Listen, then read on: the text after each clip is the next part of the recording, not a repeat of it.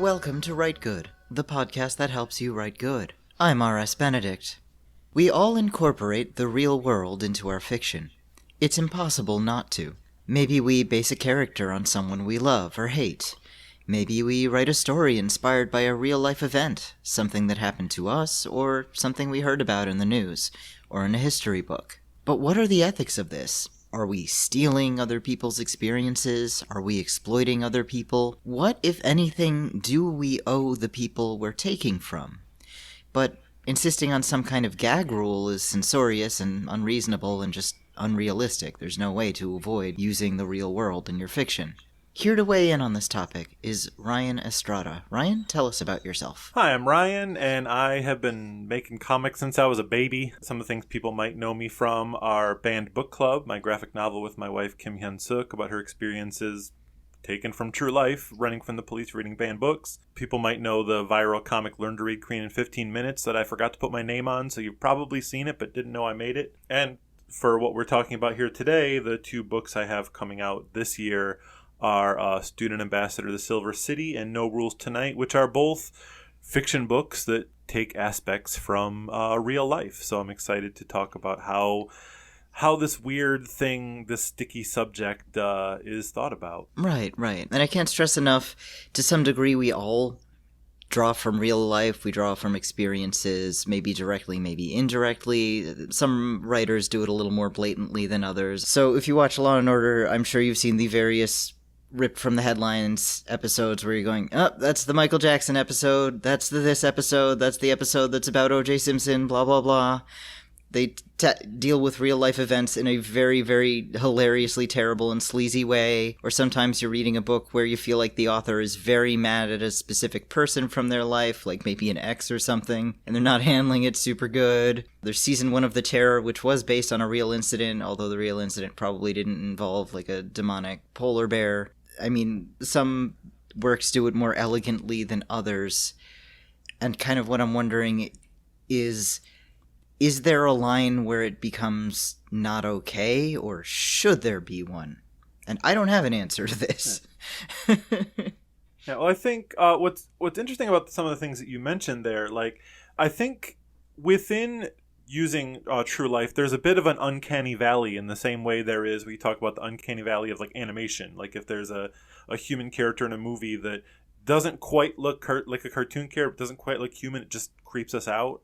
And I think a lot of the things, like you mentioned Law & Order, where you're clearly talking about this thing I saw on the news last week. It makes you feel weird because like you're using all the details, but you're just changing the names. And that's kind of where the uncanny valley comes in. But I mean, everything we do is obviously based on real life, whether it's fantasy or science fiction or slice of life, because, you know, all we know is what we've drawn from the world, and we're kind of remixing all of that. For me, like every character I write in anything is me. I wouldn't say anyone's based on anyone else because I take aspects of people that I know and situations that I know, but then it's kind of like I have to fill in the blanks with myself, like the frog DNA in Jurassic Park, because like you never want to just retell someone's story. Like I think one of the lines, I often use aspects from people that I've met, but if someone were to be like, man, you would not believe this thing that happened to me, and they tell me a story, and then I just make a comic about that story, that's theft. Because they could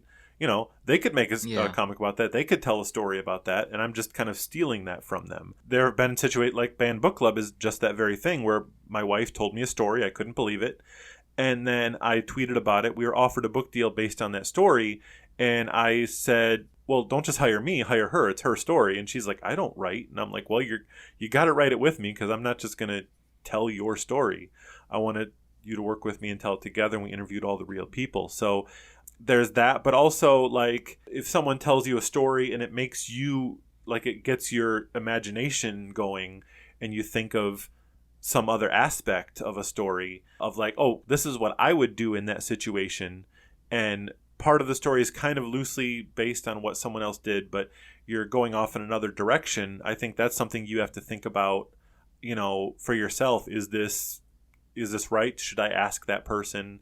It's always a conversation with yourself. Right, and I don't know what the line is. I do get a sense that there is such a way of crossing a line. Like, I don't know, if there are ways to write about another person that's invasive or inappropriate. As much as I, of course, believe in freedom of expression and freedom of speech, I also believe in, like, trying not to be kind of shitty to other people. Like, I don't know, for example, if someone I vaguely knew wrote really violent smut about me or something, I'd be really upset. I'd be really uncomfortable, even though it's fake, it's words on a page, nothing materially happened to me. I would not feel comfortable with that, and probably most people wouldn't. So there's definitely a line, but how, as a writer, do we kind of figure out how would we draw that line? Like, if you say, do a rule of thumb, oh, you should ask permission, if only for an etiquette sense, then that cuts off a lot of art. It's not feasible for public figures. And in some instances, it's like, you know what, fuck that guy. He deserves it. You know, if you have an abusive parent and you use those experiences in your writing, I don't think you should have to, like, ask permission from your abusive parent. Yeah, and the situation with the abusive parent is your story to tell, and that you can't. But, like, this is something I really had to think about with the books I work on with my wife. Like with Banned Book Club. Banned Book Club is a nonfiction book. We're working on a follow-up that takes a lot of the stories that we couldn't fit into the book, and we're calling it fiction because everything didn't really happen in that order. Like, we had to figure out, how do we take these leftover stories and turn it to a narrative? So it's interesting having a book series where one is nonfiction, one is fiction. But when we first started, like, all of these people, all these book club members, all these teachers, all parents, family, friends, they all gave us their stories, and we interviewed them, and they gave us permission to use their stories in this book to tell this history. And even though we had their permission, I still felt a little weird about it, because I'm like, you know, this is about running a banned book club under a dictator. So technically, even though these aren't crimes anymore, they're admitting to crimes. And so I changed everyone's names. I took people's stories, and like there's one woman that the character Uni was mostly based on, that actually almost every character is based on her, because I took some of her stories and gave them to different characters, so that there was no one person that is her. Because, you know, again, even though they're telling me the stories, I'm working from memories, I don't know every detail. They don't remember every word that they said. And so I'm having to create, even in nonfiction, any nonfiction you see, there's a lot of fiction in it, because I don't know the words that were used, and I don't want someone to say, wait, I never said it like that, or anything. So I worked really hard to not just disguise the character names, but also I changed the name of the city. I made up a fake university just to show respect for everyone. And then the funny thing with that is that every single person and institution ended up doing their own press tour to make sure everyone knew. Like, the real Uni is a politician. She went around like, I'm the real Uni. Read this book about what we did. And then the mayor of the city invited us out. The head of the school invited us out. They did a big press thing, had all the media there, and took photos and gave us like a certificate. And I whispered to my wife, I'm like, do they know that the government and the school are not the good guys? And then later the mayor's like, yeah, I know that it's about how the government and the school are bad, but I used to be in a banned book club, and now I'm the mayor, so we won. So it's interesting seeing how people react. And I didn't need to do that, obviously, but I still felt it was important just to make sure people were comfortable. But the difficult things are coming to when we then go on to the sequel, where it's based on things that happened, but it's more fiction. Like, for example, that woman I said went all over the press and said, I'm the real Uni. There's two characters, Uni and Suji, that I really, really ship, and I really wanted to make them kiss in the book.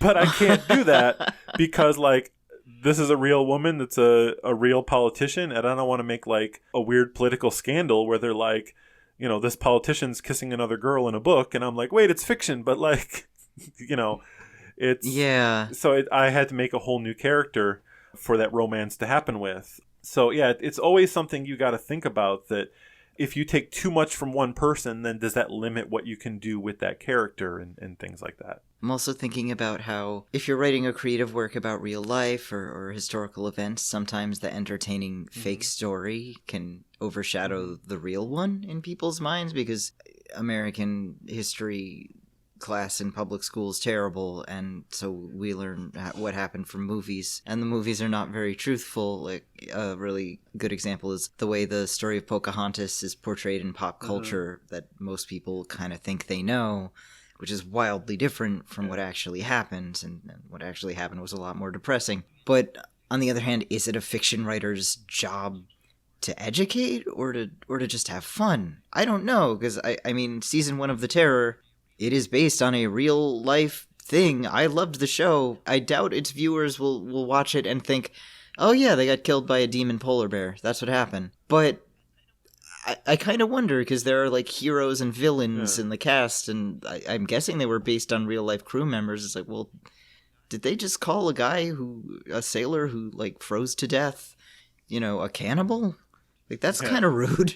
I don't know if you should do that. Yeah, I haven't seen that, but I've heard the drama of like even Titanic, where I forget which character is. There's one character that they turned into a villain, and there's an entire town that like is devoted to like the where that guy came from, and they're all like, excuse me, he was kind of a hero. What are we doing here? And so I mean, it is something that you have to think about as an author. What good are you putting into the world, and are you kind of replacing reality with what you're putting out there? And I think a lot of more people shouldn't be afraid to take inspiration from a real life situation to tell your own story, instead of saying this is what happened and then making up your own thing.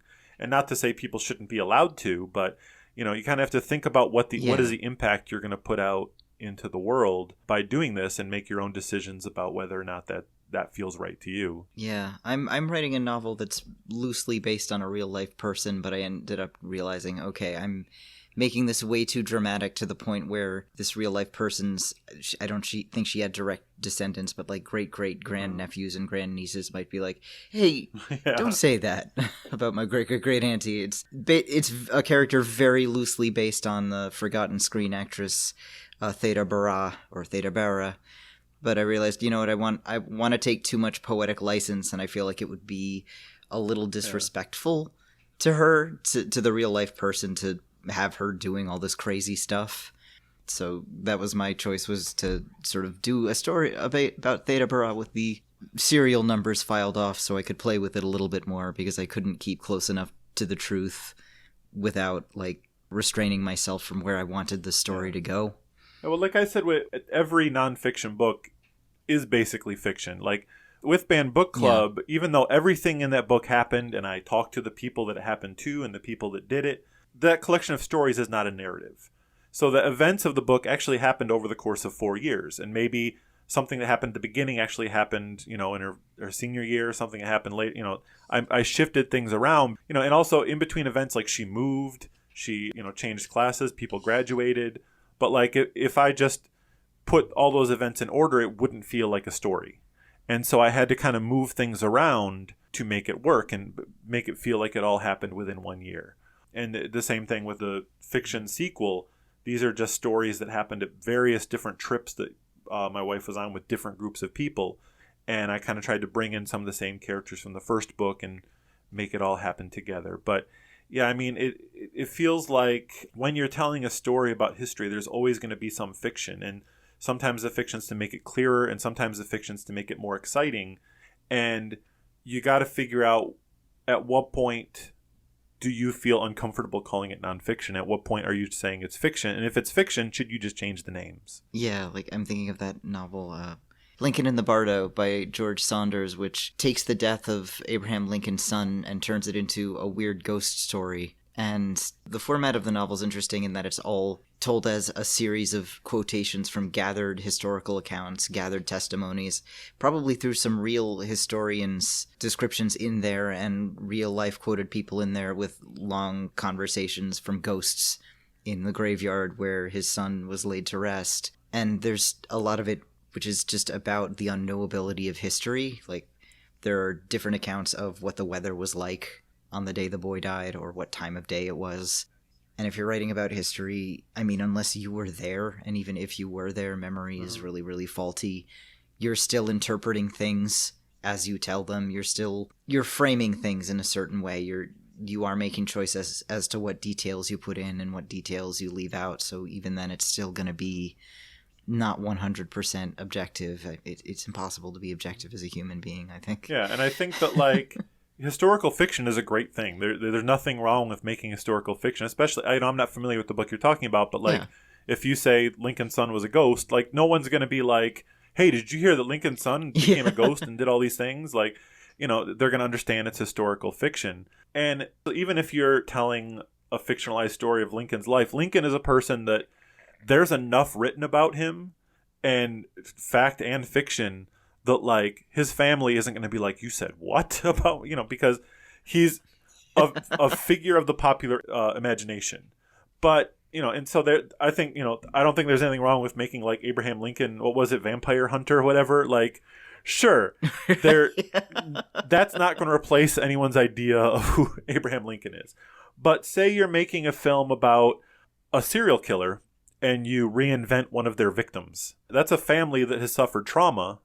And are you making their trauma worse by like reanimating the person they're grieving and making up things about them? That's where you kind of get into the danger zone of, is this going to hurt another person? And is that worth this story? Would I be able to tell the same story by making up a fictional victim, a fictional serial killer? Or, even if you want to tell a story about this person, if we're making fiction anyway, why don't we just completely fictionalize who they murdered? There was a job once that I was offered to work on a thing about real life serial killers. And I'm like, I don't feel good about doing it. Was like a board game. And I'm like, I don't feel good about doing that. Cause like, and it was like, you choose what serial killer you want to play as. And like, they listed their victims. And I'm like, those people are still around that like survived that. Like, I'm not comfortable doing that. And that, everyone has their own level of comfort, but I think it's important for someone to think about like, how is the person this is about? Like, I want to segue into I'm going for serial killers to a very silly story, but okay. To show the way you have to think about this, another thing in Banned Book Club is one of the main characters is my wife's father, my father-in-law. And when we interviewed him, he was more than happy to tell me about the history and the politics that led up to it and that time in history. And I'm like, yeah, I already researched all that. Tell me more about your failed steak restaurant. Because I'd heard this story about his lifelong dream was to open a steak restaurant, and he risked everything and spent all his money to build it. And then the chef that he hired turned out to be a con man that had never cooked in his life and stole all his money. And and I kept asking him a question. He's like, "Why are you going to make a book about the biggest failure of my life?" And to me, that was important because it kind of worked as a metaphor for everything that happened. Where like, during that time in history, if you stuck your neck out and tried to do something new, society would like stomp you down. And I'm like, this is explaining everything in a personal way, because I didn't want to make a book about politics. I wanted to make a book about people. And so I kept asking him, and like he didn't understand. But I mean, he told me the story and he allowed me to use it. But I'm like, I can't wait to show him the reason. And then there was a very awkward moment at the end. Like he died before the book came out.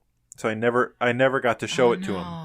But it was so close because books were on our way, but we live in Korea. So like the book hadn't made it there yet, but people had already started reviewing it in America. And a lot of them had specifically called out how meaningful his story was to them. So as he's on his deathbed, I'm trying to explain to him how meaningful his story was, but I don't speak any Korean. He doesn't speak English. So I use the Google Auto Translate, where you like, you speak and you turn around and it talks for you. And I tried to keep it simple, and I said, thanks to the way you raised your daughter. My wife is named Hyunsuk. So I said, thanks to the way you raised your daughter, Hyunsuk's life has touched so many people in so many places. And then Google talked, and he had the most sour expression, like, how dare you say it to me? No. I'm like, that's a weird reaction. And then later I looked down at the phone as someone else is talking, saying their goodbyes, and I realized that Google didn't recognize Hyunsuk's life as English words. So what it said was, oh, God. Thank you for your daughter. Our sex life involves touching so many people. Oh, no. In so many places. And so I'm like, oh, no, wait, I need another turn. Someone please explain this. And so like, yeah, I mean, that's kind of like when you think about, I mean, I don't know if that was necessary for this topic, but I love that story, so I need to tell it. But yeah, I mean, this is a person who's not a public figure, but this story is something that he has anxiety about, he has regrets about, but he also is happy that he did. He has very complicated emotions. So for someone to use that, it really takes some thought about how you're doing it and some conversation with that person. Like, that's something that, because I used the story word for word, like, I couldn't do that without his permission. Like, I could be inspired by that. If I were writing a fiction book, maybe I would write someone who had a dream and failed, or I might write someone who was robbed by someone they trusted, but to use all the details, that would be immoral to just steal that story from him. But he allowed me to do it. And, if this were a story that he was a public figure and it was a story everyone knew, like, maybe I could be more free with using aspects of it. But I think it was important to talk to him about it and make sure he understood. And even though I failed miserably at trying to make sure he understood, I think that's an important thing to think about. Right. Oh gosh, that is God, that's a mortifying story. It's great though. So let's talk about a couple of somewhat well-known controversies or scandals or whatever you want to say, whatever you want to call it, incidents in which a writer maybe drew too much from real life in a way that was perhaps not the best. We will start with the cat person controversy. Most of you are probably familiar with it, but in some, Kristen Rupenian, I hope I'm pronouncing that name right, Kristen Rupenian's wildly popular short story, Cat Person, about a very bad, very shortly lived relationship between a young woman and an older man. Well, it was the story that went viral, which is pretty rare for short fiction, especially literary fiction or mimetic fiction. It was very like #MeToo era. It was really, really big, and it was a story that really, really resonated with a lot of women. A lot of my female friends said, like, this is it. This is how it feels. Like, oh my God, I feel so seen by this story, which is great. I don't want to take anything from anyone who enjoyed the story. I kind of enjoyed the story, but I felt like the ending felt a little cheap. But it turned out that this really huge short story used some biographical details from two real people who did date for a while, and the two of them, after this story got huge, found out and were really, really, really uncomfortable with it. Like, the man who was not a creep, like his fictional counterpart, the dude in the story is a real creep, and the real-life man is just not. And unfortunately, the man had mental health issues and died a few years later. I've heard rumors that it was suicide, but I'm not sure. The girl that the story was based on was really, really upset for a few reasons. First, she felt like, hey, you didn't ask permission. This is gross and feels weird. I feel a little, like, invaded. And number two, the story framed this real-life relationship she had as something that was, like, ugly and sleazy and degrading, when in real life, according to this girl, that's not what it was. Their relationship didn't last very long, but it sounds like she remained on good terms with the guy. It's just, they weren't meant for each other. That's how it goes. So the question is, like, did the writer do something wrong? What should we take from this as writers? There were people who were saying, like, she owes them money, or it's her fault the guy died in a way. And I'm like, I don't really think so there. But on the other hand, like, she probably shouldn't have used so many of these specific biographical details about these two people in this way. Yeah, I think that taking too much from one person without their permission, I think, is even beyond the moral issues of it, I think can get to just laziness as a writer. Like, I'm always taking details from people I know. Like, just from the thing of, like, the friend I have, like, the way he scratches his ear when he's nervous. I'm going to put that in a book. That's fine. Or, like, right, when I'm writing a scene that takes place in an apartment, like, I can't, I need to know in my head, like, where's the kitchen, where's the living room, where can people hear each other. So if I'm inventing, like, completely fictional architecture for every scene in my book, I can't keep that straight. But if I'm like, I'll just picture my friend blah blah blah's apartment, like, right, I'm picturing that apartment and I'm describing that apartment, and maybe, like, oh, there's this really ugly picture on my friend's wall that I'm going to use as a metaphor for something. And that's great. But if you are then like, I'm going to take my friend's apartment, my friend's ugly picture, but also the main character is a caricature of this one aspect of my friend I don't like, then you can make a character based on a caricature of an aspect of your friend you don't like. You can make a character that lives in your friend's apartment. If you do both, then you're saying that's your friend. even if that's not how you feel, you're making it that. Like, there are a lot of characters I have that have, like, terrible personality flaws. I did a book years and years ago called Oculliance about it started off just like a teen is bad at making friends, but by the end, it's basically about a preteen sociopath. And it comes mostly from like complaints, like within my family and friends, like things people complained about each other, like their stereotypes of another person when they were mad at them. And I'd take that and be like, how can I make that, an interesting character? But like, none of those people are preteen girls. And it has nothing to do with this character. So I can take those aspects and put them in there, and they would never know because they don't see themselves that way. And I don't see them that way. And a lot of it is like someone would say something about someone, and I'd be like, I can understand how they would feel that. And I look at my own flaws and put that into a character. And like there's situations, I wrote another comic called The Kind about a werewolf. And the werewolf character, when she's not a werewolf, she's just a woman, and every single outfit she wears is something from my wife's. Like I open my wife's closet and like, oh, she'll wear this one and this one, and her first kiss is my first kiss with my wife. Like I just straight up drew it, and that was just because like my wife is not a werewolf. She's never eaten anyone, and she's not like a depressed shut-in because she has trauma over eating people. None of that is based on my wife, but this is a character who murders people, so I'm like, I gotta make her lovable, so I'll put aspects of someone that I love. But if I took those aspects and then also made the character's flaws similar to my wife's, then my wife might be really angry at me. Like her flaws have nothing to do with my wife. She's a werewolf that eats people. That's. So I think that's kind of what you have to think about is, can someone look at this character and think this is me? Again, you're talking about, if this is your own story, a trauma that you experienced from someone, yes, I have no issue with you using that person to tell that story because this is your story. They can't take that away from you. But not just, this story someone else experienced sounds interesting. I want to make a comic or a story about it, but I can't just steal it from them and use their name, so I'll make it fiction and just barely do it. I think that's where you get a little shady.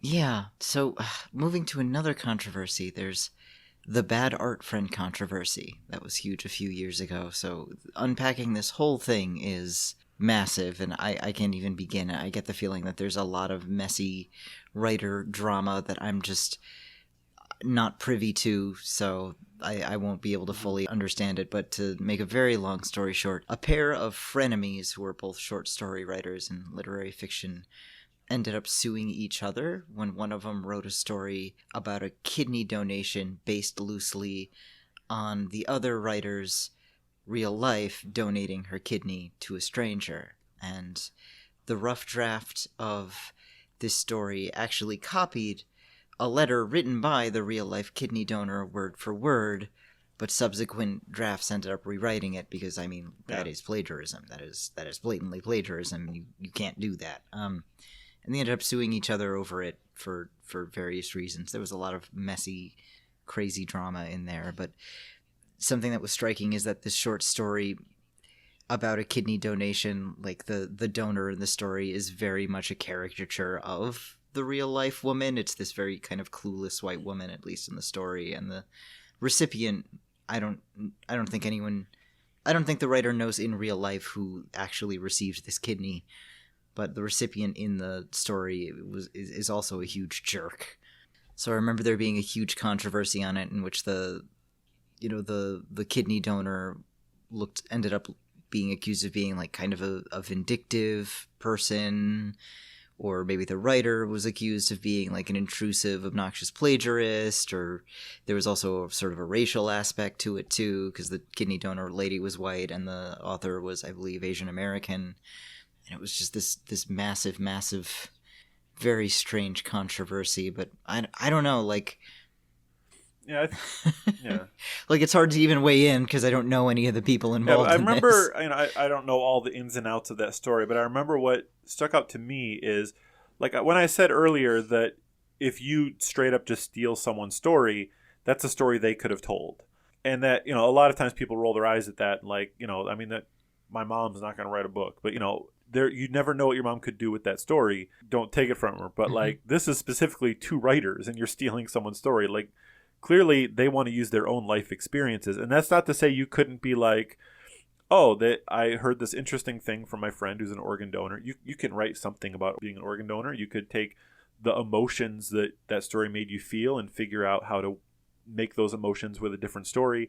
But just straight up stealing someone's story and then changing details, that's theft. Of course, especially with just printing her letter, that's straight up like legal theft and not just moral theft. So yeah, it's you really have to think about how much you're taking from other people who trusted you with their stories. And like, we were talking before about like ripped from the headlines. That's even a very different thing from a story that someone in your life trusted you with, stealing that. That's why, like, even with Man Book Club and Occulted, these ones that I write that are nonfiction, I would never have done them if the person didn't agree to come on as a co-writer. Yeah, I do think in personal stories, even if it's not legally theft, I think morally or ethically, or at least etiquette, it's pretty fucking rude. It's interesting that you mentioned ripped from the headlines, though, because I do think, ripped from the headlines can be also kind of exploitative in a way, because we know how news media likes to sensationalize things, and there's what really happened, and then there's what the supposed story is. There's sort of, we decide who's the good guy, who's the bad guy in a story, and that's not necessarily who's the good guy and who's the bad guy in real life. And ripped from the headline stories often have to add another layer of excitement to it, because, maybe a real life story is kind of interesting to read about, but again, if we're doing a Law & Order episode, it has to be a lot sleazier and more fun. I'm just remembering Law & Order had, this was years ago, a very obviously inspired by the whole Gamergate thing episode. And in this episode, the woman who's based on Zoe Quinn, the unlucky target of this whole weird, like, video game hate movement, I believe on that show, that character gets sexually assaulted. So if you're that woman in real life, you're watching the show, seeing like a character who's based on you get sexually assaulted, and it's like, I'm not cool with this. Yeah. That's not. I don't feel good about the fact that this is on TV right now. Yeah, and that's where I talk about that uncanny valley thing, where like that wouldn't be an issue if you said, hey, here's a situation where a group of men are treating women this certain way.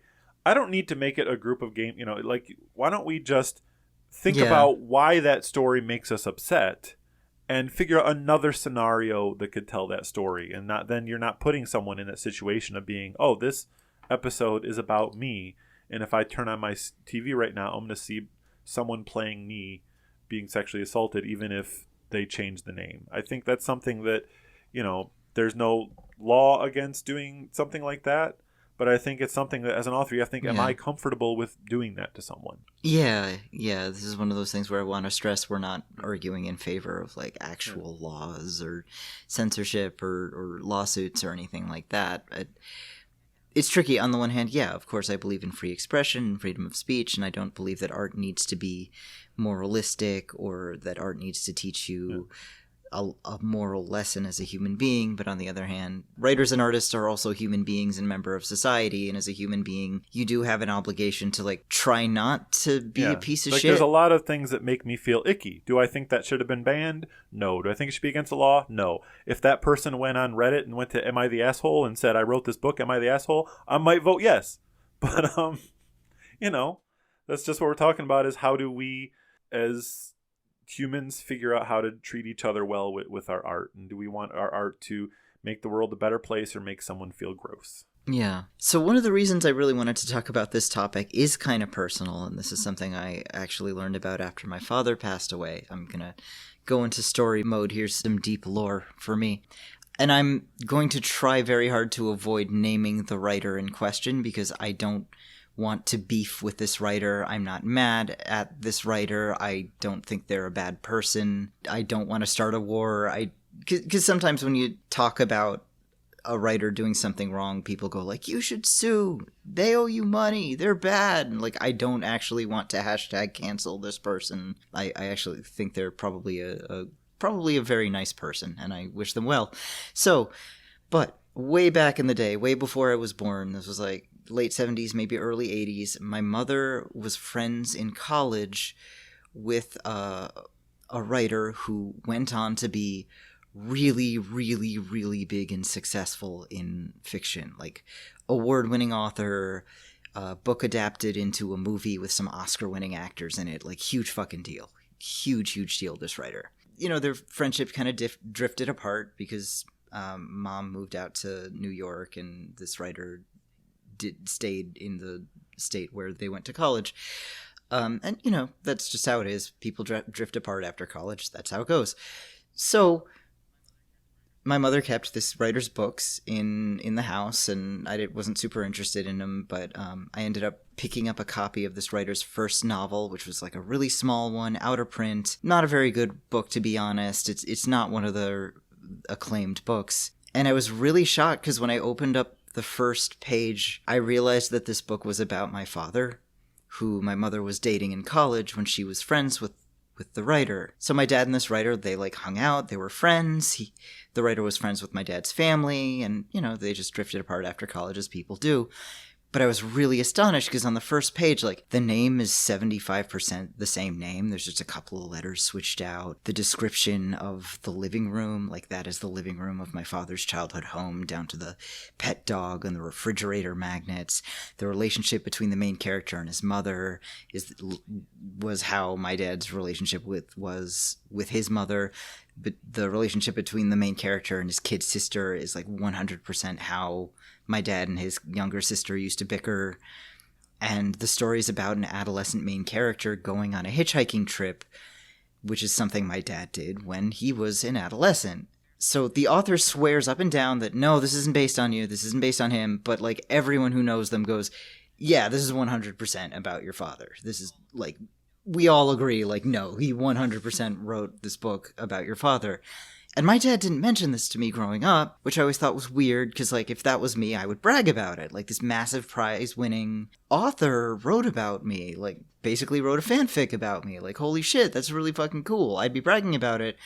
So then, a few years after my father died, I ended up reading the book. I picked up a copy of it and read it, and I figured out why Dad didn't brag about this. And there were two reasons, and the first reason is that this main character, who's very clearly based on him, is gay.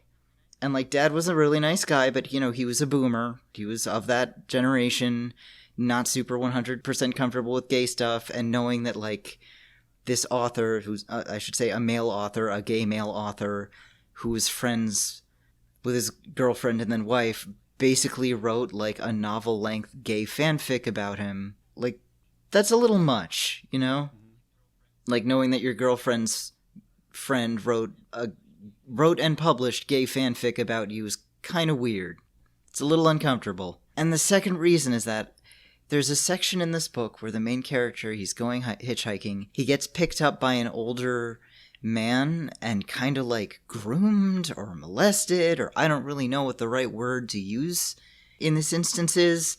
And this character is freaked out because he's like 12 or 13, but he's also slightly into it because he's having his sexual awakening. And I'm like, yeah, okay. Again, I can understand why Dad did not brag about being featured in this novel. So I was kind of like blown away after finishing this book that like he wrote this whole thing and got it published. And this is just something that was kind of known within my family, that this book exists and is about this specific thing. So, like, I'm not mad about this. I don't want to start a beef with the writer. The book is old, it's out of print, and it sounds like the writer is embarrassed about it now. He was a lot younger when he wrote it. It was his first novel, and usually your first novel kind of sucks anyway. But all I can think is, like, you know, if my partner's friend wrote a novel about me getting, like, molested while hitchhiking, I'd feel pretty fucked up about it, you know?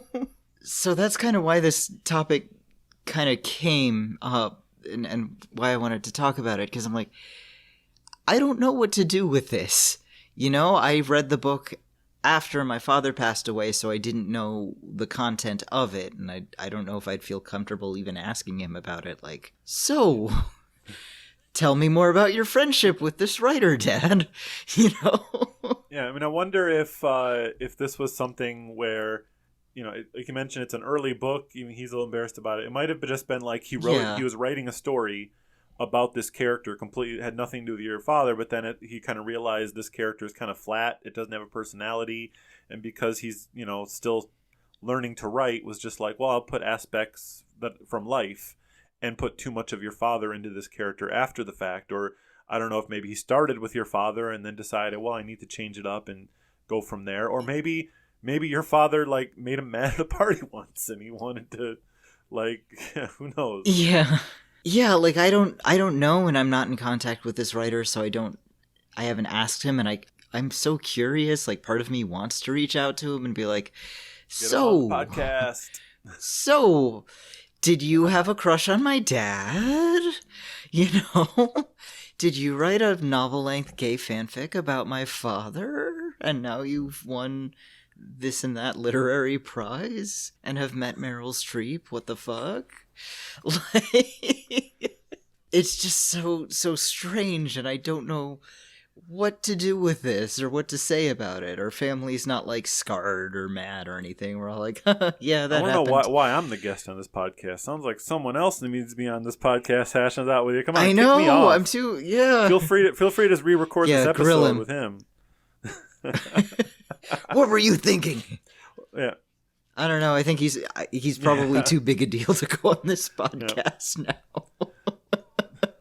You owe me. I mean, what I find funny is these things we're talking about. Like this is definitely not a new thing. One of the funniest things. There's a little writer some people might know. I call him Chucky Dicks because we're close. Charles Dickens. I did a project for the local radio station once where I adapted all of his unknown 22 sequels to A Christmas Carol that he put out every year to bank on the popularity and make more money. And he just got really, really lazy with them. And some of them are so bad. But there was one point where he's just like, he's like, oh, I got to think of another idea for one of these. And one of them is called Mugby Junction. It's a Christmas horror story set in a train station. And he said the only reason he wrote it is because he went to Mugby Junction train station and there was a waitress who didn't recognize him and told him he had to pay for his meal up front because they thought he was going to dine and dash. So he wrote this entire book so that he could have someone walk into a haunted train station and a really rude waitress was there and complain about this waitress. And so like even the greats are doing this. He did another one called Somebody's Luggage. Like I said, he did one of these every year, and eventually he's like, I don't have time for this. So he started hiring ghostwriters. And then the ghostwriters all of a sudden were like, hey, I mean, you got to start crediting us. We've been doing this for like 10 years now. And he got so mad he fired them all and hired new ghostwriters to write a book about a guy who found an old suitcase full of writing and he published them himself. And all the writers were just so happy that their work was read and they weren't whining about needing their name on it. So he just wrote, everyone he got mad at, he just started writing books about why they're jerks. So it's, even Charles Dickens did it. Yeah. Arguably, I mean, Dante in Paradiso, the guide through heaven is Beatrice, and that was a woman that he knew in real life and I guess had a big crush on. Apparently he met her twice in his life and like was just madly in love with her and wrote her into this amazing poem as this beautiful embodiment of God's love and this guide through heaven. And in some ways it's really, really sweet, but I kind of wonder if, I don't know, a modern day person would be like, dude, that's a bit much. You met this girl twice. You gotta chill out, Dante. Yeah. And I think a lot of this, like I said, comes down to, is it your story to tell? And if there's a situation that happened to you, you're processing the thoughts. Even if you're fictionalizing it, it's okay to tell it in a way that uses the things that happened to you and the people that were in that situation. But you got to think about what's your moral stance on, is this going to cause pain for anyone or discomfort for anyone that is not worth it? Is there another way I should think about this? And if you're telling someone else's story, just taking their story without permission is a thing, and like I said, there's a difference between telling a historical story that's out there and then something that you've been entrusted with. There's you got to think about that differently. There's so many different ways to think about this when you write it that I don't think anyone is in the position to, except for the people involved, to say you as a writer cannot do this, but you as a writer should think about what am I comfortable with doing. And sometimes that's going to cause controversy. We talked those stories you mentioned. It's going to cause some controversy and people are going to have different opinions. And part of the consequences of, putting real stuff into your fake stuff aren't you being banned, you being canceled, you being, going, Yeah. breaking the law, being sued. The consequences are you might hurt someone. People might get angry at you. People unrelated might judge you. And that's something that they have the right to do just as much as you have the right to use these things in your story. So think about them before you do is kind of what my takeaway from all this. Do you ever feel like a little bit of a vulture in a weird way? Like occasionally when do you ever find yourself studying another person and like ticks and mannerism and thinking, I might use this, I might use that, I might use this description, and then go like, am I being creepy? Yeah, right now, looking at someone nearby in a crowded restaurant and thinking like, oh, I can use him. The way my brain works, like every moment, every day, every experience I have, I think about as a narrative and like, oh, how would I write this? And so I'm always thinking about that in situations I'm in, and it, it's thinking about it myself. It kind of works out in a way that like I'm never afraid of or upset about any situation, because if a situation works out great, that's great, and if it turns out horribly, I'm gonna have so much material from this. So with the other people that are involved in that, I do kind of have to, I never look at a person and say, what can I take from this person? And it's always kind of like the things that get stuck in my head.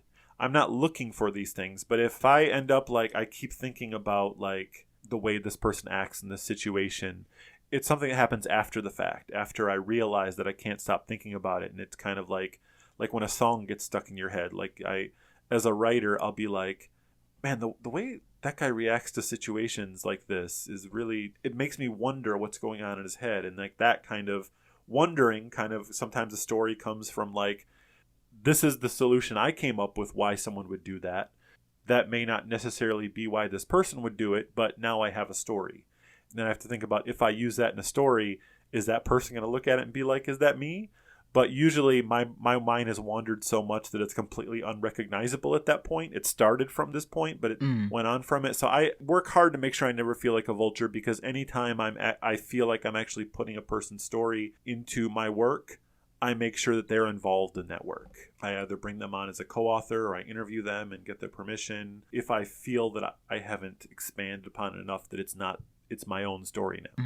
Yeah, that makes sense. I've definitely done that. I don't want people to like be afraid of hanging out with the writers and feel like they're staring at them and be like, oh, look at the way your glasses are crooked. I'm going to make crooked glasses. Oh, judging every single action they make and figuring out how to fit it into a character. Do you ever realize you've put maybe too much of a person into a book or something like that? Realize like, oh wow, this is way more based on this person than I intended it to be. That's not good. I don't think I ever have, just because my mind wanders so quickly. Like I start with one thing and then within 10 minutes I've completely moved on to something else. Like a lot of my work, there are things that are based more on reality, but a lot of my stories are a situation that I was in that I found fascinating but doesn't have a narrative. There's no beginning, middle, and end. So like the Student Ambassador series all comes from when I was Student Ambassador to Australia, and that was just like a kind of a tour group that they sent us on. And it was an amazing experience for me. But if I'm like, I applied for a thing and I got it, and they took me there and we drove in a bus and they took me to see some cows, and then I saw some crocodiles, like that's not a story. Yeah. So I have to figure out like, these are the people I met, these are the situations I had. Telling that story is not interesting. So how can I turn that into an exciting narrative? And then it kind of evolved into, this kid's an ambassador who travels around, solves like international mysteries, and to like, aww, like that's fun. When you're doing this as a kid, getting to go meet the mayor in a small town in Australia and he shows you a crocodile, that's just as exciting as like, solving an international mystery. So I take that, there's aspects of people that I met on that trip, but I don't think that any of them would read this and be like, oh, this is me. Because I kind of try to take not the people and the situations, but the feelings that I had and the excitement that I felt, and how can I express that through fiction.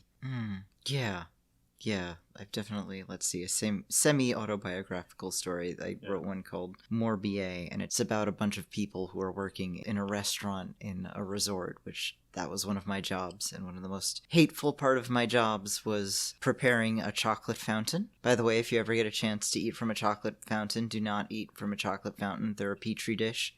There's a lot of bacteria in them. It's not good. It's not good chocolate. It's not good. Don't eat from a chocolate fountain for your own sake.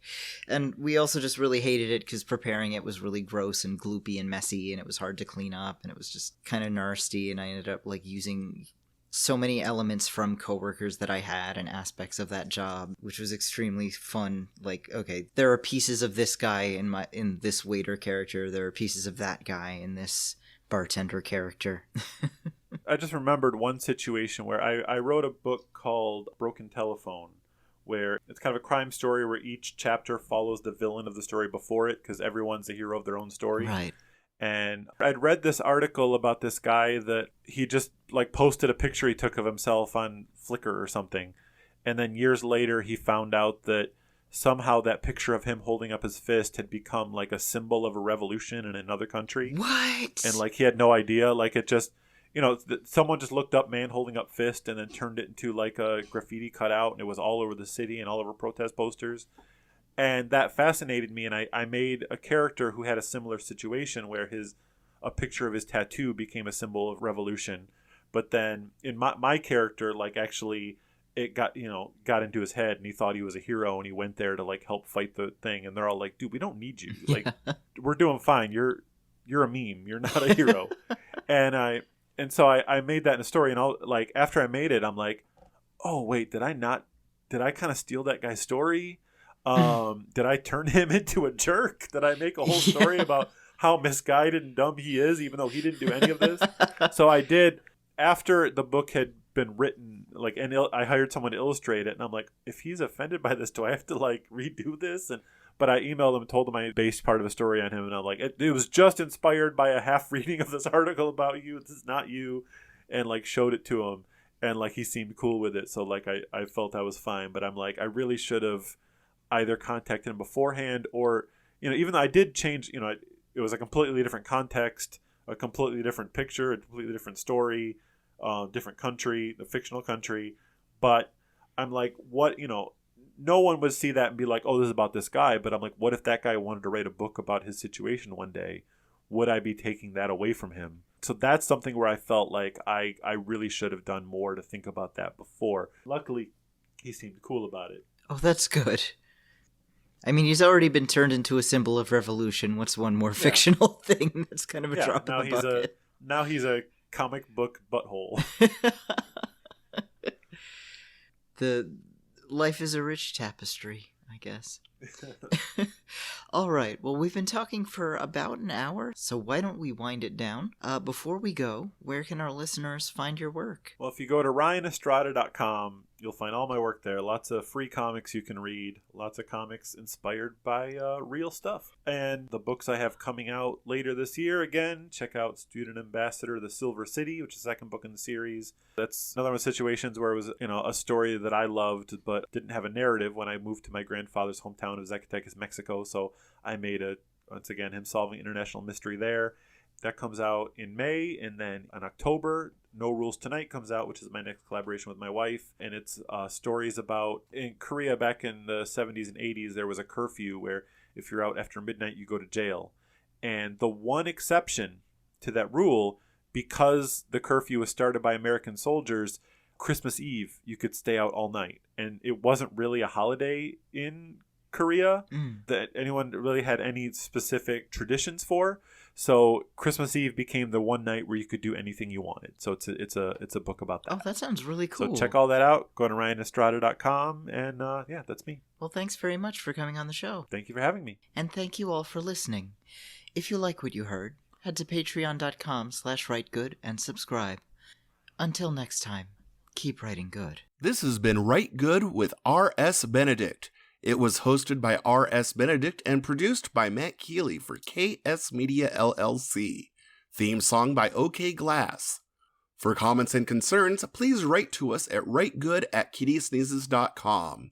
That's RITEGUD@kittysneezes.com. If you'd like to support us, please visit our Patreon at patreon.com/ritegud. This has been a Kitty Sneezes production. kittysneezes.com in color.